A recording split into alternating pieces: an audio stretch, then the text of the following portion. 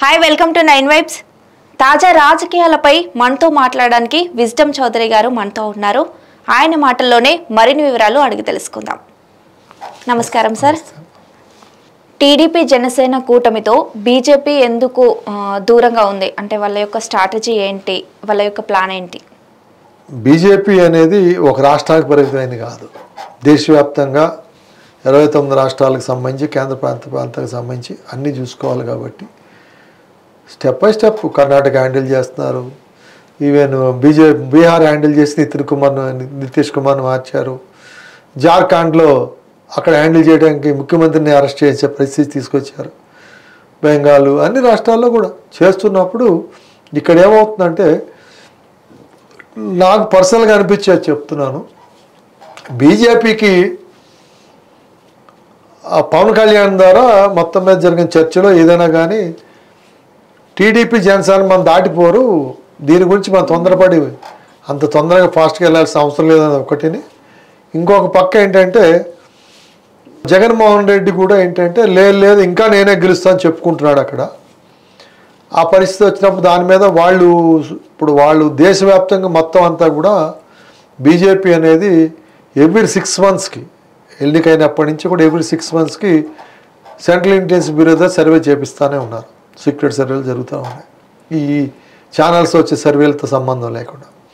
పవన్ కళ్యాణ్ గారు డైరెక్ట్గా రాజమండ్రి సెంట్రల్ జైలుకి వెళ్ళి టీడీపీ పోతే అనౌన్స్ చేసినప్పుడే దాని వెనక బీజేపీ ఉందని చాలామంది రాజకీయ విశ్లేషకులు భావించారు. దానికి అనుగుణంగానే జరుగుతూ వచ్చినాయి పరిణామాలు. ఒకటి దానికి కౌంటర్గా కూడా బీజేపీ పాత్ర లేకుండానే జగన్మోహన్ రెడ్డి చంద్రబాబు గారిని అరెస్ట్ చేశారా అని కూడా చర్చలు జరిగినాయి. సో ఏదో రకంగా చంద్రబాబు గారిని బ్లాక్మెయిల్ చేసో బెదిరించో మెజార్టీ సీట్లు తీసుకోవడానికి బీజేపీ బ్లాక్మెయిల్ చేస్తుంది అనేది కూడా చర్చలు జరిగినాయి, డిస్కషన్ అయితే జరిగినాయి. అయితే దీంట్లో ప్రధానంగా ఏంటంటే బీజేపీ 25 సీట్లు 10 సీట్లు కావాలని అడిగిందని, దానికి ఈయన ఒప్పుకోవట్లేదని రకరకాలుగా ట్రోల్ అయినాయి. సో ఏదేమైనప్పటికి కూడా 1% ఓటింగ్కి 10 సీట్లు ఎవరైనా ఇస్తారా? ఇవ్వరు కదా. ఇవ్వటం అంటే ఆ సీట్లు ఓడిపోవటం అవుతుంది. ఇందాక చెప్పాను కదా, జనసేన టీడీపీ క్యాండిడేట్ అనేది క్యాండిడేట్ ప్రభావం ఉండాలి, వీళ్ళు సపోర్ట్ ఉండాలి. అట్లాగనే ఒక అనామకుడు తీసుకొచ్చి నిలబెడతామంటే గెలుస్తామంటే అంత ఈజీగా ఉండదు అవతల పార్టీ స్ట్రాంగ్ ఉన్నప్పుడు. సో దాన్ని దృష్టిలో పెట్టుకుని ఇవన్నీ కూడా వాళ్ళ అంచనాలు వాళ్ళకున్నాయి. బీజేపీకి వీళ్ళు ఎక్కడ పోతారులే, మన దగ్గరికి వస్తారని ఆశ ఉండొచ్చు. ఎందుకంటే ఓ పక్క పవన్ కళ్యాణ్ గారు లైజన్ చేస్తూ ఉన్నాడు కాబట్టి. సో అందు గురించి ముందు నుంచి కూడా ఈ పొత్తు జరుగుతుందనేది ఉంది. అంటే అది బీజేపీ బలం దృష్టిలో పెట్టిన కాదు, ఒక ఫ్లో వచ్చినప్పుడు ఈవీఎంఎల్ దొగ్గాలుంది, ఇవన్నీ ఈడీలు ఐటీలు సిబిఐలు దొగ్గాలుంది. ఇవన్నీ ఉన్నా కానీ ఒక తుఫాన్ లాగా ఒక ఉప్పెల్లాగా ఒక వేవ్ వస్తే కనుక ఏది నిలబడదు, వాషౌట్ అయిపోతుంది. నేను వ్యక్తిగతంగా బీజేపీ అది దేశంలో మరొకసారి ఎన్నిక జరిగితే కనుక దేశానికి అరిష్టం, దేశానికి నష్టమని భావించేవాళ్ళు నేను ఒకడిని, ప్రథముడిని. ఎందుకంటున్నానంటే ఇవాళ భారతదేశం కోట్ల రూపాయల బాకీల్లో ఉంది. వేళ ఎలా వచ్చినాయి అంటే 25 లక్షల కోట్లు పబ్లిక్ సెక్టార్ని అదాని అంబానీకి అమ్మేశాడు. అంత ఆస్తులు, ప్రభుత్వ ఆస్తులు ప్రైవేట్ పరం అయిపోయినాయి. మళ్ళీ దానికి కొనడానికి ఈయనే ఎస్బీఐ ఎల్ఐసిలతో అప్పులు ఇప్పించి ఒకటి.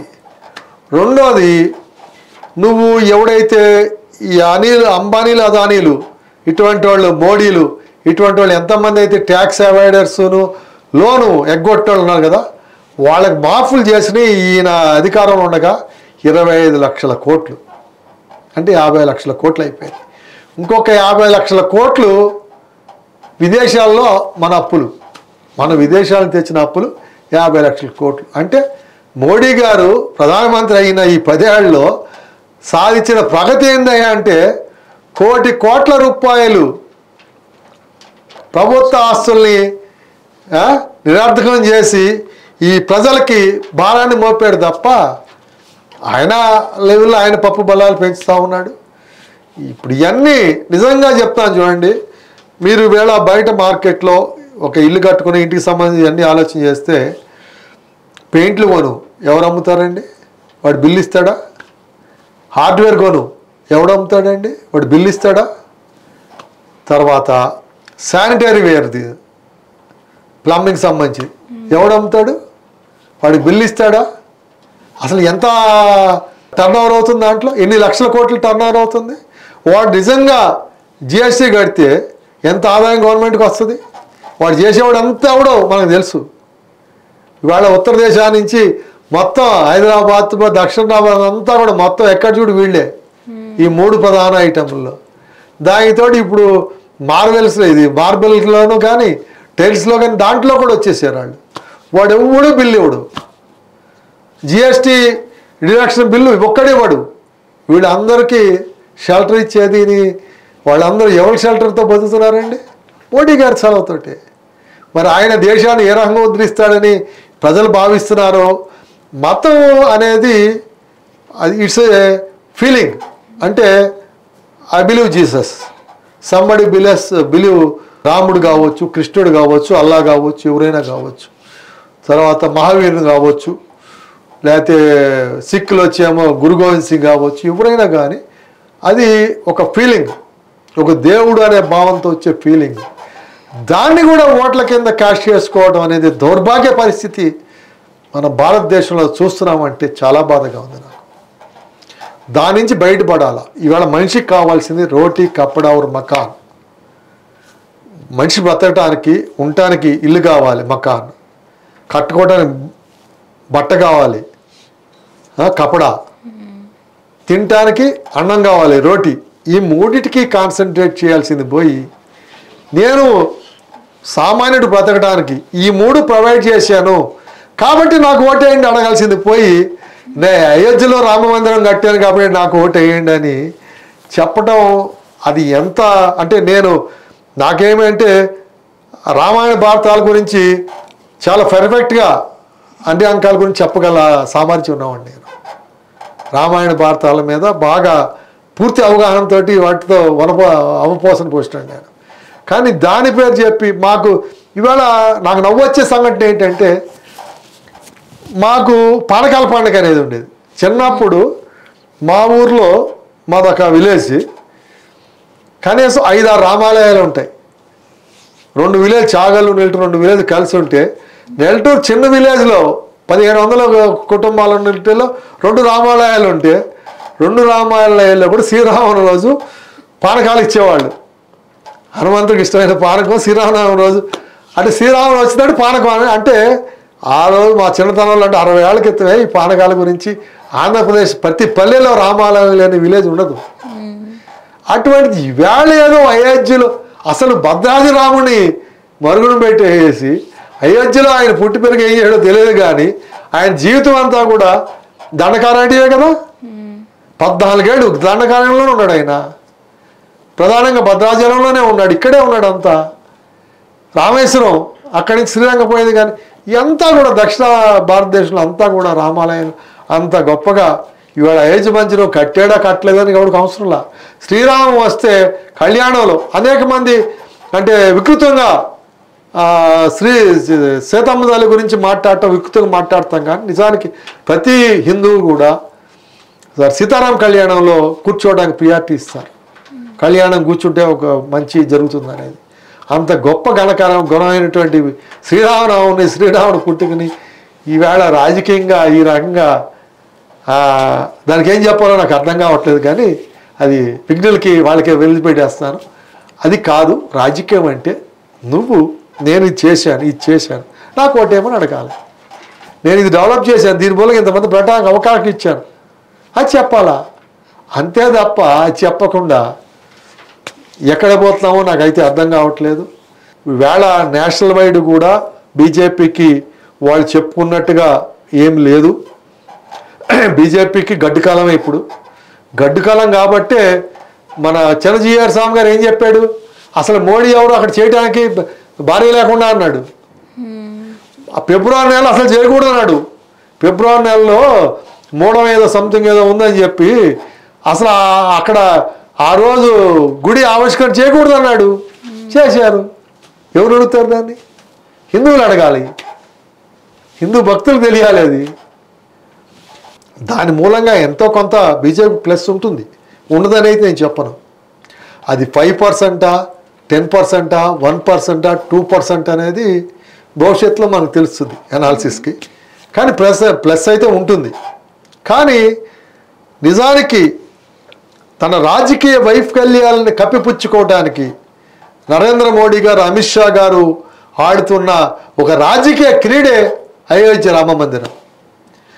మళ్ళా మొదట్లో కృష్ణుడిది కూడా లేవనెత్తాలని చూశారు. దాని విషయంలో సుప్రీంకోర్టు దానికి అలౌ చేయకపోవడం వల్ల ఆగిపోయింది తప్ప.